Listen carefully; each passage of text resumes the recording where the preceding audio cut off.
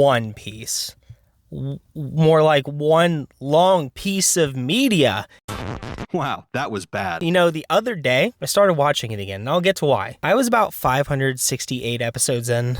Actually, that's an approximation, because I was exactly 568 episodes in. And I looked it up, because I thought, you know, last time when I had dropped off before, I was about halfway through. Halfway caught up to the modern era of the episodes. Back then, there was barely over 1,000. Now there's over 1,100. You can't take breaks on this thing or you will never catch up. But the reason why I have to catch up now is because my girlfriend's brother, who is just a typical 13-year-old boy, the tail end of Gen Z, he started watching One Piece and he's already over 400 episodes in. I can't let that insolent child catch me. I can't let it happen. I'm a millennial, okay? I'm supposed to set the tone, like be the trendsetter when it comes to binge watching stuff. That's what the millennials have. They have the attention span to binge watch things. That's all we're good at. So I can't let him catch me. Now, for those of you that don't even know what One Piece is, I'd be happy to explain it to you. It's about this kid, Monkey D. Luffy, and he's Rubber Man, and he wants to be king of the pirates, but doesn't seem to know even the slightest bit about what pirates actually do. In fact, he kind of just wants to go around and be a superhero and help people, but he's in a pirate ship, and I guess that he steals treasure sometimes, but really only from bad guys, and then he's given treasure sometimes. But he's a good guy. And he also doesn't take no for an answer. If he wants somebody to join his crew, they dang well better join his crew, because he will nag them until the ends of the earth. He will follow them. He will actually stalk them until they join his crew. And if he tells people no because they're being mean, they're just like, no, you can't do that, and they try to do it anyway, he just beats them up. And that's perpetually what he does. I've been watching this show for nearly 600 episodes now, and it's exclusively what he does. And he eats. But of course, this is a shonen anime. And we all know in shonen anime, the main protag better be eaten all the freaking time. All right? You know, there's people that set the standard.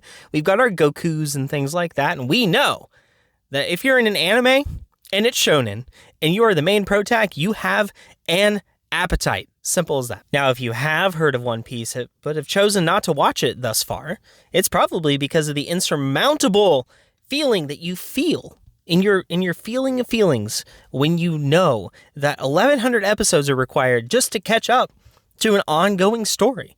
And it just keeps going on. It's like you're trying to pay off a loan that has a huge amount of interest on it. When you pay it off, sometimes more just goes up because more episodes come out, and you have to watch those as well. And as your friends will say, you gotta hang in there. It takes 100 episodes for the show to get really good, or you really gotta hang in there, guys. Once you get past Skypia, like 150, 200 episodes in, it gets great. Or people are even gonna go so far as to tell you, bro, if you aren't even at the time skip yet, which is like 500 episodes in, by the way, then you aren't at the good part. And I'm here to tell you that they're actually all kind of right. It is a bit of a commitment. Now, there were some arcs that I really enjoyed when it came to One Piece, but not ones that really got me hooked on a feeling. You know, if I'm going to go ahead and make a song reference there, I'm going to say that. Hooked on a feeling. I read the manga initially.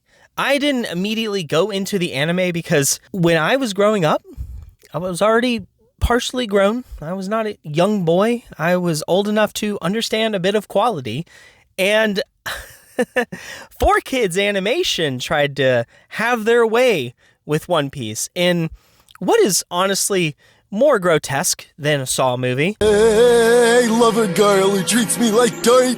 Hey, gorgeous, you remember me, right? Any chance you're free Friday? When did Luffy start having complete thoughts such as this? Then try backing it up, sword boy. All right, just the sheer craziness that came with some of their decisions. It was honestly comparable to some of the censorships that we saw at Yu-Gi-Oh! Oh wait, that was also 4Kids. Let's go, Kaiba. On your feet. Mr. Pegasus would like to have a few words with you. Bang, bang. Bang, bang. So I did indeed turn to the manga for a little while, and boy, I tell ya what, it was fantastic. When I read the manga, hooked instantly. Took no trouble whatsoever. There was no irritating, grating voices. There was no censoring freaking cigarettes and trying to make them into suckers. I mean, really, guys? Come on. It was just pure vision, the true One Piece experience. And I absolutely loved it. So eventually, when 4Kids gave up, I don't know, maybe they just like folded, the whole department was shut entirely down. Thankfully, I certainly hope it was. I hope that kids aren't still being subjected to 4Kids censorship. But the point stands. When it went down, I finally did get around to trying out the anime. It may have been years down the road, but I knew what I was looking forward to. I knew that it would be worth it down the road, and it indeed was. It took a lot of watching. A lot of it.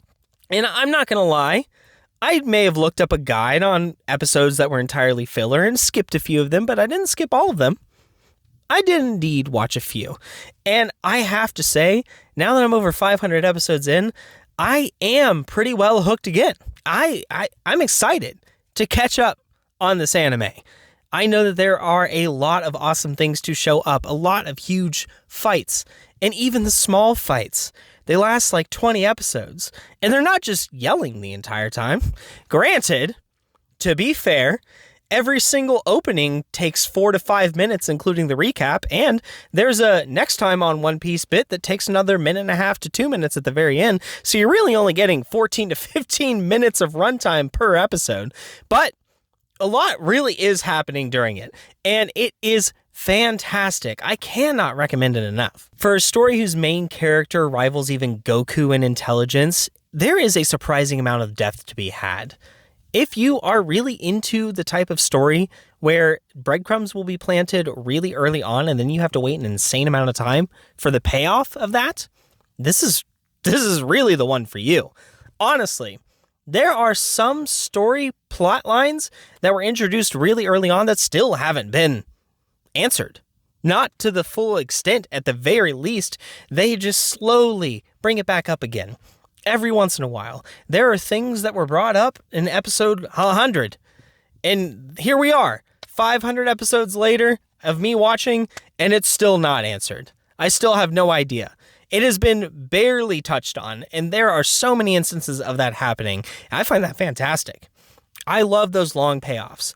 Some people don't have the attention span for it, and if that's the case, this is not the show for you.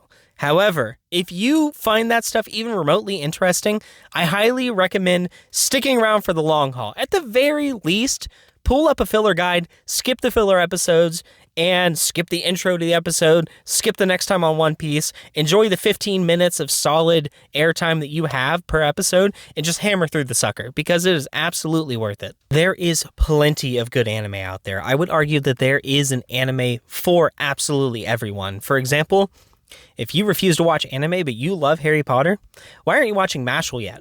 Simple, okay? There's no reason for you not to be watching Mashal, because if you like Harry Potter, you would like Mashal. But I have to say, One Piece, although a bit of an acquired taste for some, has such a great payout.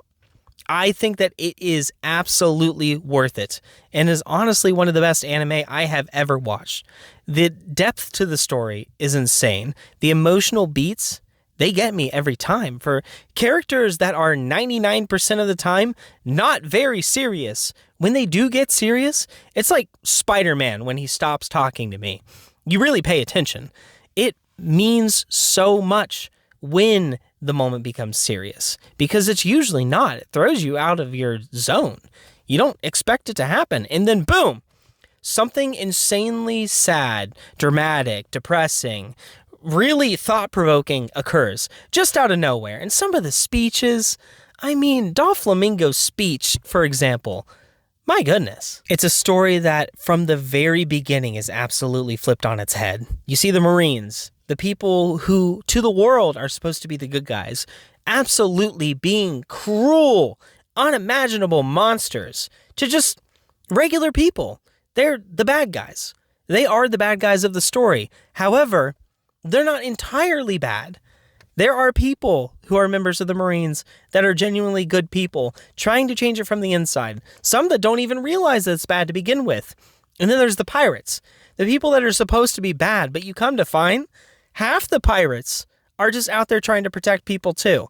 The pirates all themselves have a bad name strictly because of the Marines, but half of them don't lay a finger on civilians.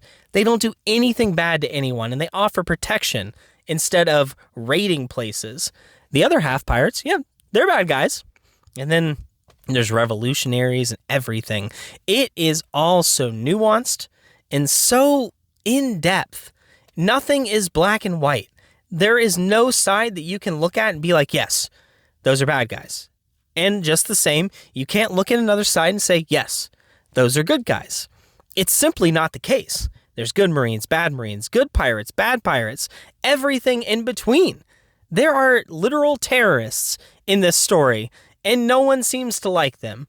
But then there are people that are liked by groups of people that you wouldn't expect to be, like Luffy. In most cases, Luffy's loved, despite having one of the largest bounties in the story by the modern time. To the Marines, he is an absolute menace, but half of them can't help but like him too. They at least respect him because he has honor.